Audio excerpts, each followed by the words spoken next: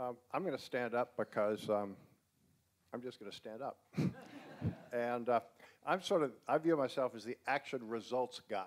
And so I thought we were all going to be sitting there, and I'm really thankful we're here because what I wanted to do to show that I'm the action result guy was one thing was leap over the table and come in here, but I don't have to do that. Or run around, and I'm not going to do that. So I'm just going to run here like this, which makes it so much easier. And what I wanted to do by getting here is I've been staring all day at these flowers. And they are just more beautiful than beauty itself. And they represent the whole connection between human beings and nature and the universe and the elevation of what we're trying to do to save the planet. So I was going to either leap over the table or run around, and I'm so thankful that I only had to go this far. Then, like everybody else, I want to thank the Saionjis. But I have one very serious complaint. I miss Rika. Now, if I am the action guy, you all read in the things that I've done stuff for, created stuff for 8 presidents, and I've created 10 million jobs in inner cities. That's what I do. And I'm sort of like a turtle sitting on a rock, which is if I see things, I can fall into the water and create either a national or global movement. 50 years I've been practicing that. That's what I can do. Now, the 8 presidents sounds fancy. Then I had a personal crisis, and in 2014, just to get through it, stress, meditation. With that, I started to look into who is Sam Beard and how do I improve Sam Beard and save the world. And I found a lot of good things about me, but I was really focusing on the fact I was sort of a wreck. And there was a lot of room for improvement. I was good at physical, good at mental. When it came to emotional, there were no hugs in our family. I had a father who was present but never did anything with us kids. So in that sense, I was emotionally scarred. I came to spiritual, and I was about to give myself a 0 out of 10. But then I realized my whole life has been helping others. So I gave myself a 5. But the whole thing about meditation, you get inside yourself, you start to connect to a higher power. You connect to possibility. So now I'm so thankful that I'm giving myself about a 9 on that. So I firmly believe improve yourself, increase your chance to improve the world. Now, I then say, I started a new nonprofit called GIFT, and I'm going to impact 1 billion people. And I'm going to generate a new $1 billion worth of philanthropy. That's what I'm going to do. Then the question to most people is, that's too big, it's not doable, it's fake. But now let me tell you, as I'm getting started, what am I going to do? First, I found out, I tell stories. So this Chris Ruane, who's a school teacher from Wales, and Jamie Bristow, who's a McKinsey & Company report writer. And the two of them 5 years ago had a vision. They wanted to get the Parliament in England to write a report saying that mindfulness and meditation was essential for all of England. Bring it into the schools, bring it into businesses, bring it into health. And they didn't have a dime.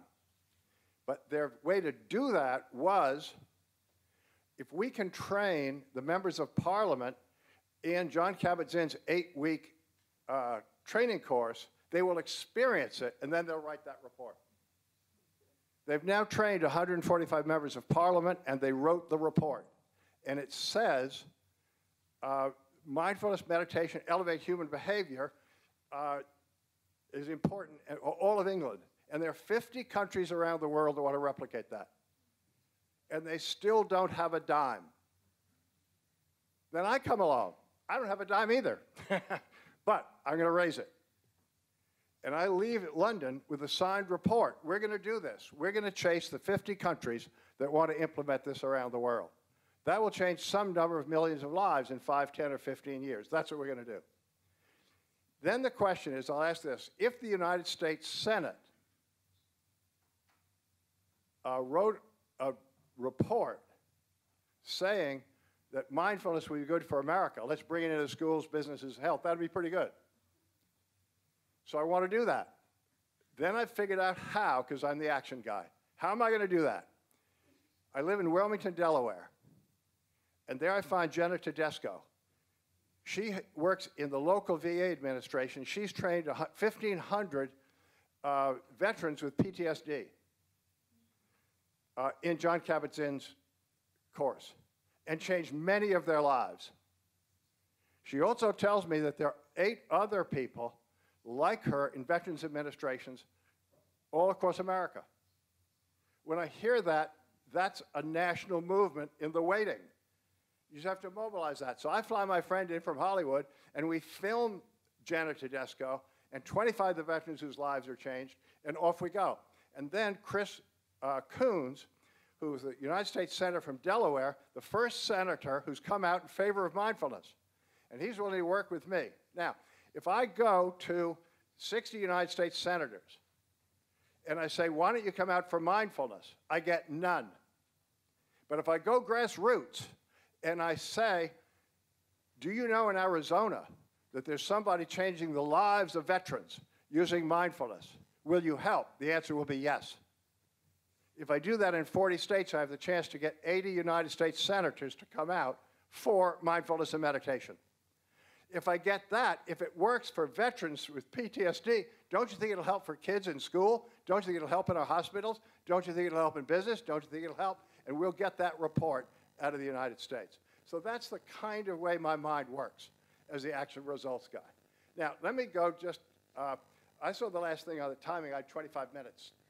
No, I guess that was the whole group. But anyway, now, here I am, and what I wanted to do when I came here was the whole Fuji Declaration, and then Gary Zukav with your go beyond 5 senses, go to a new self, and with Alan Bristow, with collective wisdom. How do we elevate human behavior? How do we create world peace? We have to connect to a higher power. I don't necessarily know how we need to connect to a higher power. I came here to learn. I came here to learn because I don't fully know how. I don't know how we stop war between the Palestinians and Israel.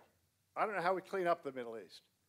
But if we issue in a new era of new hope and we do what we're setting about to be here, we can have a whole new view of life. So I think fundamentally we are going to change.